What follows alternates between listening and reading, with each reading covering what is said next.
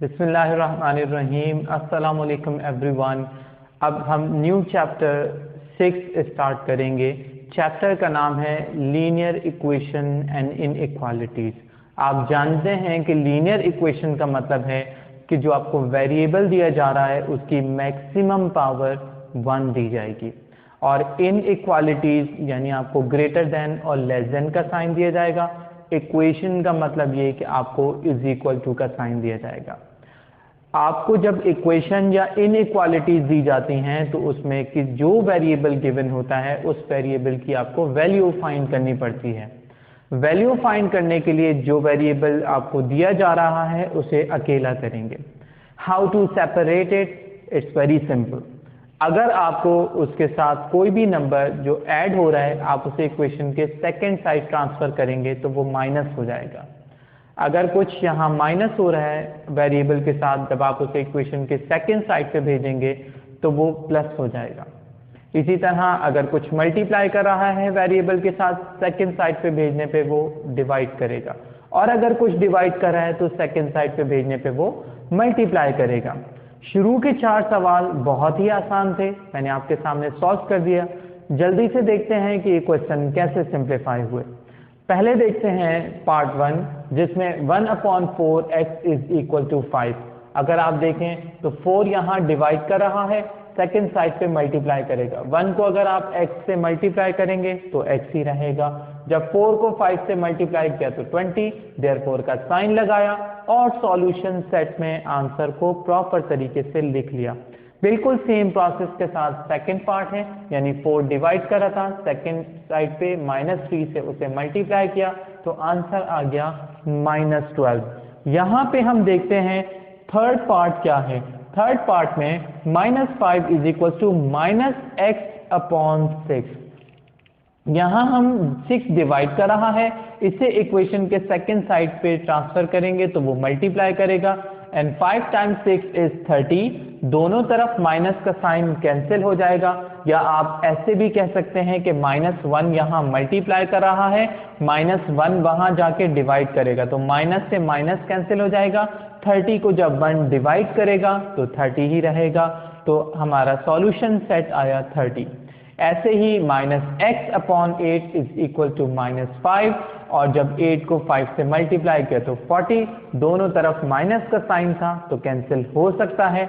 वही लॉजिक भी यूज कर सकते हैं कि -1 यहाँ मल्टीप्लाई कर रहा है, वहां जाके -1 डिवाइड करेगा और माइनस माइनस आपस में कैंसिल हो जाएंगे और प्लस हो जाएगा। सॉल्यूशन सेट में आंसर 40 आ गया। अब इसके बाद मजीद पार्ट्स को समझते हैं। अब हम पार्ट 6 को सिंप्लीफाई करेंगे, क्योंकि पार्ट 6 को सिंप्लीफाई करने के बाद अल्टीमेटली आपको पार्ट 5 भी समझ आ जाएगा। हम देखेंगे कि क्वेश्चन क्या है। 2y - 3/5 is equal to 1/2। अब ये -3/5 को जब हम इस y से सेपरेट करेंगे, यानी हम इसे इक्वेशन के सेकंड साइड पे ले जाएंगे, तो हम ये देखेंगे कि ये सेकंड साइड पे जाके प्लस हो जाएगा। याद रखिएगा कि जो टर्म वेरिएबल रखती है उसे अलग करेंगे, और वो टर्म्स जिसमें वेरिएबल नहीं होंगे, जो कांस्टेंट टर्म्स होंगी, उन्हें इक्वेशन के दूसरी तरफ ले जाएंगे। तो हम यहाँ स्टेप देखेंगे कि क्या बनेगा। 2y इज इक्वल टू 1/2 और -3/5 यहाँ आके हो जाएगा +3/5। अब हम बात करते हैं एलसीएम की। ये एज इट इज लिखा जाएगा, इसका एलसीएम लेना है, क्योंकि जब भी दो फ्रैक्शंस आपस में प्लस या माइनस होती हैं तो उनके डिनोमिनेटर्स का एलसीएम लिया जाता है। एलसीएम लेने का प्रोसेस यहाँ है, 5 को 2 से मल्टीप्लाई कर दीजिए। 5 टाइम्स 2 इज 10। ये स्टेप आई होप आपको समझ आया। जब 5 को 2 से मल्टीप्लाई किया 10 आ गया। अब हमने क्या करना है, divide by denominator and multiply by numerator. याद रखिएगा, divide by denominator and multiply by numerator. 10 को आप 2 से डिवाइड करें, 10 को 2 से डिवाइड करने पे 5 आंसर आएगा। 5 को 1 से मल्टीप्लाई करें, 5 टाइम 1 इज 5, प्लस का साइन। अब 10 को सेकेंड फ्रैक्शन में भी same, divide by denominator and multiply by numerator. तो हम क्या करेंगे, जब 10 को 5 से डिवाइड करेंगे तो 2 आंसर आएगा। 2 को जब 3 से मल्टीप्लाई करेंगे तो 6 आएगा। ये बहुत इंपॉर्टेंट स्टेप था। अब इसके बाद हम देखते हैं 2 यहाँ मल्टीप्लाई कर रहे हैं, सेकंड साइड पे जाके ये डिवाइड करेगा, तो ये क्या हो जाएगा 10 मल्टीप्लाइड बाय 2, यानी ये मल्टीप्लाई था वहां डिवाइड हो गया। 6 को 5 में प्लस करें तो क्या हो जाएगा 11, अब इसे मल्टीप्लाई करेंगे तो क्या हो जाएगा 20, तो हम लिखेंगे 11/20। अब ये क्योंकि सिंप्लीफाई नहीं हो सकता, ये हमारा लास्ट स्टेप है, यही हम y की वैल्यू है, तो हम लिख लेंगे देयरफॉर सॉल्यूशन सेट, और सॉल्यूशन सेट को कंप्लीट लिखें, शॉर्ट फॉर्म SS करके मत लिखिएगा। यहाँ क्या हो जाएगा 11/20। फिर इसके बाद अगला क्वेश्चन है, और इस क्वेश्चन की सिंप्लीफिकेशन करते हुए जैसे कि मैंने आपको कहा कि हम वो टर्म जिसमें वेरिएबल दिया जाता है उसको सेपरेट करते हैं। तो but here if you consider 5x has got a variable and 2x has also gotten a variable, और ये फ्रैक्शनल फॉर्म में दिया जा रहा है। तो अब हम इसे सिंप्लीफाई करने के लिए पहले से इसके डिनोमिनेटर को खत्म करने की कोशिश करते हैं। 4 यहाँ डिवाइड कर रहा है, इक्वेशन के इस तरफ लाके इसे मल्टीप्लाई कर देंगे, 5 यहाँ डिवाइड कर रहा है उस तरफ ले जाके मल्टीप्लाई कर देंगे। इसे कहा जाता है क्रॉस मल्टीप्लिकेशन। हम यानी क्रॉस मल्टीप्लिकेशन करेंगे तो क्या हो जाएगा 4 मल्टीप्लाइड बाय 2x माइनस 4, और यहाँ 5 multiplied by 5x minus 12 multiply करते हैं, यानी 4 पहले 2x से मल्टीप्लाई होगा तो क्या आ जाएगा 8x, 4 time 2 is 8, 4 times 4 is 16, minus का साइन था तो माइनस ही लिखा। 5 टाइम्स 5 इज 25, हमने लिख लिया 25x। फिर लिखेंगे 5 टाइम्स 12 इज 60, तो यहाँ 60 लिख दिया, यानी मल्टीप्लाई कर दिया। जो बात मैंने आपको कही थी कि हम जो टर्म्स वेरिएबल रखते हैं उन्हें अलग लिखते हैं और बाकी टर्म्स को अलग लिखते हैं, उसी बात पे कायम रहेंगे। आप देखें 8x जो है इसमें वेरिएबल मौजूद है, 25x में भी वेरिएबल मौजूद है, तो इन्हें एक तरफ कर लीजिए। -16 जो है यहाँ क्या है कांस्टेंट नंबर है, और -60 जो है ये भी कांस्टेंट नंबर है, तो इन्हें भी एक तरफ कर लीजिए। अब मैं लिखूंगा 8x एज इट इज आ गया, प्लस 25x, यहाँ कोई साइन नहीं है तो क्या है प्लस, यहाँ के क्या हो जाएगा -25x is equal to -60 as it is लिखा हुआ है, -16 वहां जाके क्या हो जाएगा +16। तो इसका मतलब है कि हमने +25 को यहाँ शिफ्ट किया, -16 को सेकेंड साइड पे शिफ्ट कर दिया। अब हम सब्ट्रैक्शन करते हैं, आप कैलकुलेटर यूज कर लीजिए, आपको पता है कि बड़े नंबर के साथ माइनस का साइन है, तो जब आप इसे माइनस करेंगे तो यहाँ 44 आ जाएगा, यानी 60 में से 16 माइनस करेंगे। अब यहाँ 25 में से जब हम 8 माइनस करेंगे तो हम देखेंगे कि क्या आंसर आएगा, माइनस में ही आंसर आएगा, यानी पहले 5 माइनस हो गया और मजीद 3 माइनस हो गया तो 17x हो गया। ठीक है, अब यहाँ 17x है, 17x माइनस है और ये भी माइनस है, माइनस से माइनस कैंसिल हो जाएगा, 44 और यहाँ क्या दिया जा रहा है 17 को इक्वेशन के सेकंड साइड पे ले जाएं तो ये डिवाइड करेगा 44/17, 44/17 जो है क्या ये डिवाइड हो सकता है, नहीं हो सकता, ना ही इसमें कुछ कैंसिलेशन हो सकती है, तो हम इसी को आंसर मान लेंगे और हम कहेंगे कि solution set is equal to, solution set किसके बराबर है, सॉल्यूशन सेट, ये सेट के लिए ब्रैकेट अप्लाई की जाती है 44/17। एक मजीद बात समझ लीजिए कि जब आप सॉल्यूशन सेट लिख लेते हैं तो फिर आंसर नहीं लिखते, क्योंकि सॉल्यूशन सेट का मतलब ही आंसर है। आई होप आपको ये 3 मजीद पार्ट भी समझ आ गए। आए इसके बाद मजीद पार्ट्स को भी समझते हैं। अब पार्ट 9 और पार्ट 10 को सिंप्लीफाई करते हैं, अल्टीमेटली आपको पार्ट 8 पार्ट 9 के बाद समझ आ जाएगा। अब हम देखते हैं क्वेश्चन क्या है, 3x/5 + 7 is equal to 2x/3 + 4x/5। जब हम इसे सिंप्लीफाई करेंगे तो हम अपनी उसी बात को याद रखेंगे कि जो टर्म्स वेरिएबल रखती हैं उन्हें एक तरफ कर लेंगे और कांस्टेंट नंबर्स को इक्वेशन के सेकंड साइड पर ले जाएंगे। तो आप देखिएगा कि यहाँ क्या हो जाएगा, ये हो जाएगा 3x/5 और ये है प्लस इक्वेशन के इस तरफ आके हो जाएगा -2x/3, यहाँ पे यह आके हो जाएगा -4x/5, क्योंकि इन तमाम टर्म्स में वेरिएबल मौजूद था, इज इक्वल टू का साइन लगाया, +7 वहां जाके -7 हो गया। अब हम यहाँ 5 और 3 का एलसीएम लेंगे। 5 और 3 को आपस में मल्टीप्लाई करें तो एलसीएम 15 आता है। Now you are going to do the same steps. What are the steps? You will divide it by the denominators and multiply by the numerators. हम यहाँ डिवाइड करते हैं, 15 को 5 से डिवाइड करेंगे तो 3 आंसर आएगा, 3 को 3 से मल्टीप्लाई करेंगे तो 9x हो जाएगा। फिर आप 15 को 3 से डिवाइड करें तो 5 आएगा, 5 को 2 से मल्टीप्लाई करेंगे तो 10 हो जाएगा माइनस, फिर 5 से 15 डिवाइड होगा तो 15 जो है यहाँ 3 बच जाएगा, 3 को 4 से मल्टीप्लाई करेंगे तो 12x हो जाएगा, is equal to -7 as it is लिख लेंगे। 15 यहाँ डिवाइड कर रहा है, इक्वेशन के सेकेंड साइड पे हम इसको मल्टीप्लाई कर देंगे। अब इसे सिंप्लीफाई करके देखते हैं, ये क्या है, यहाँ आप कैलकुलेटर यूज करके इसे सिंप्लीफाई कर सकते हैं। तो ये हो जाएगा 9 में से 10 माइनस करेंगे तो -1 और -1 और -12 जो है -13 होगा। हम यहाँ लिखेंगे -13x। अगर ये आपको स्टेप जबानी समझ नहीं आता, you can use simple calculator. याद रखिएगा स्टेप ऐसे है कि अगर डिफरेंट साइन हो तो हम इसे सब्ट्रैक्ट करते हैं और sign of the greater number consider किया जाता है।